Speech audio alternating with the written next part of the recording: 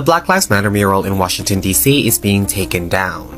Construction work has started to remove the famous mural that has been a symbol against police brutality in the US. The two-block street in downtown DC was named Black Lives Matter Plaza Northwest in 2020 by Mayor Muriel Bowser, the second black woman to serve as a DC mayor. The yellow block letters were created in the early days of the 2020 BLM protests set up after peaceful demonstrators were met with police violence and tear gas attacks. This was one of many protests across the world in solidarity with BLM after the murder of George Floyd. The street became a major spot for events, demonstrations, and celebrations like Juneteenth over the years. Mayor Bowser has released a statement on the future of the mural saying this, and reportedly this came after pressure from Republicans in Congress that plans to withhold federal spending unless the street was removed and renamed Liberty Plaza after a bill was submitted by a Georgia Republican representative. So segregation is legal again. I am very curious about who's going to have the balls to put up a whites only sign. I'm so curious. So curious. Is segregation making a comeback? A recent move by the Trump administration has sparked outrage and a surprising range of reactions within the Black community. We're diving deep into what this means, the potential dangers, and why some are saying, "Don't threaten us with a good time." I need for you to come front and center and please share this video, especially if you're a federal contractor. Clause 52.222-21 of the FAR being the Federal Acquisition Regulation, is titled Prohibition of Segregated Facilities. And what this states is that the contract agrees that it does not and will not maintain or provide for its employees any segregated facilities at any of its establishments, and it does not and will not permit its employees to perform their services at any location under its control where segregated facilities are maintained. And segregated facilities mean like at work areas, restaurants, bathrooms, drinking fountains, transportation, housing. And you cannot segregate it based on race, color, religion, sexual orientation, gender identity, national origin as well. Now this clause is removed from the FAR. This is a new change due to the Trump regime. So what this heinous government is saying is that this provision, this clause in the FAR will no longer be considered when making award choices or enforce requirements. Now, I think this is very symbolic in nature from Trump's administration, who happens to be an inherently racist administration. And people that are black and brown, I feel like I have to constantly say this, he does not like you. Now, to be clear, these contractors still have to follow federal and state laws, which include Civil Rights Act of 1964. But we already know Trump is actively trying to dismantle that law. When Kamala Harris offered her vision that we're not going back, this is exactly what she was afraid of, that he will bring us back to the 1950s, in which the white people had the power and we were powerless. But they don't know us, right? Because we shall overcome. And once we get over this hump, the MAGAs are not going to like the consequences. I promise you that. You guys have a blessed day. Hey everyone! We're going to talk about the implications, both positive and adverse, for the Black community in light of recent developments that some are interpreting as a step towards the rollback of anti-segregation measures. Now, to be clear, the legal landscape of segregation as it existed in the Jim Crow era hasn't suddenly reappeared. However, recent actions, specifically the removal of a key clause within federal contracting regulations, are raising serious questions and prompting a range of reactions within the Black community. A few days ago, a video started circulating online highlighting a change in the Federal Acquisition Regulation, or FAR. Clause 52.22-21, titled Prohibition of Segregated Facilities, has reportedly been removed. This clause, as outlined in the FAR, explicitly stated that federal contractors agree not to maintain or provide segregated facilities for their employees in any of their establishments. These facilities included work areas, restaurants, bathrooms, drinking fountains, transportation and housing, and segregation based on race, color, religion, sexual orientation, gender identity, or national origin was prohibited. The removal of this clause, as some sources point out, occurred due to changes under the Trump administration. The interpretation of this action by many, particularly within the Black community, is deeply concerning. It's seen as a symbolic move by an administration already perceived as inherently racist, and one that doesn't have the interests of Black and brown people at heart. As one source put it, what this heinous government is saying is that this clause in the FIR will no longer be considered when making award choices or enforce requirements. This development has coincided with other symbolic actions, such as the removal of the Black Lives Matter mural in Washington, D.C. This mural, erected in 2020 as a powerful symbol against police brutality, was taken down due to construction work, reportedly after pressure from Republicans in Congress who threatened to withhold federal spending. These events taken together are fueling the perception that there is an active effort to erase symbols of Black empowerment and potentially roll back progress made towards equality.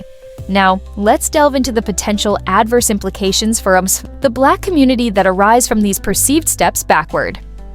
Symbolic reinforcement of discrimination. The removal of the anti-segregation clause, even if existing federal and state laws like the Civil Rights Act of 1964 still apply, carries a powerful and negative symbolic weight. It can be interpreted as a signal that the federal government is less committed to actively preventing segregation in federal contracting. This can embolden discriminatory practices and create an environment where segregation, even if subtle, becomes more acceptable. Erosion of protections. While existing laws may still prohibit outright segregation, the removal of a specific contractual obligation sends a message. There's a fear that this is part of a broader effort to chip away at civil rights protections, as suggested by the concern that the Trump administration was actively trying to dismantle the Civil Rights Act. Historical trauma resurfacing. For many Black Americans, the idea of a return to segregation evokes the painful history of the Jim Crow era with its systemic oppression, violence, and denial of basic human rights. The fear that we might be going back to the 1950s, in which the white people had the power and we were powerless, is a real and understandable concern. Potential for increased discrimination, while direct whites-only signs might not reappear. Overnight, the absence of a clear prohibition in federal contracts could lead to more subtle forms of discrimination in hiring, workplace environments, and access to facilities for employees of federal contractors. Psychological impact. The feeling that the government is indifferent or even hostile to the idea of integration can have a demoralizing effect on the Black community. It can reinforce feelings of marginalization and undermine the belief that true equality is attainable. Amidst these concerns, there's also a fascinating and, in some ways, empowering set of reactions emerging from within the Black community.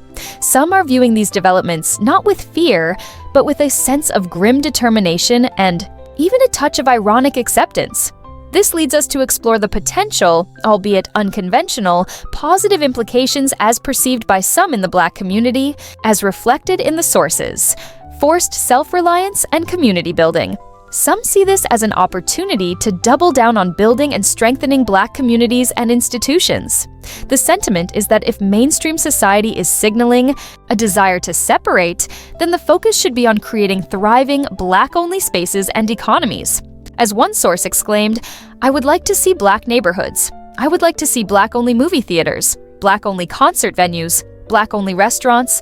I want to see everything Black." Economic empowerment. The idea of a return to segregation prompts some to consider the power of the Black dollar and the potential for its recirculation within Black communities. There's a belief that by intentionally supporting Black-owned businesses and institutions, the economic strength of the Black community can be significantly enhanced. Exposing existing realities. Some argue that de facto segregation has always existed in various forms, from segregated neighborhoods and disparities in public education to racial profiling and redlining.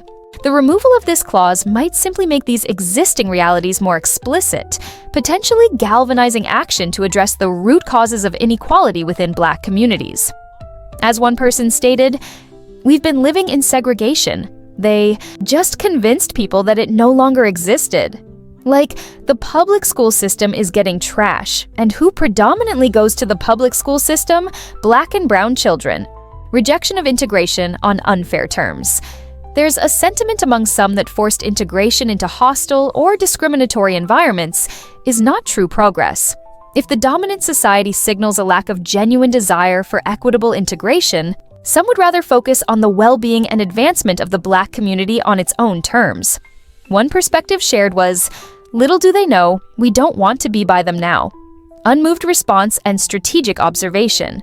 Interestingly, many in the sources express a sense of being unbothered or strategically observant of these developments. The feeling is that Black people have faced and overcome systemic oppression for centuries, and these actions are not a new threat, but rather a continuation of a long-standing struggle. The focus is on resilience and finding ways to navigate and overcome these challenges.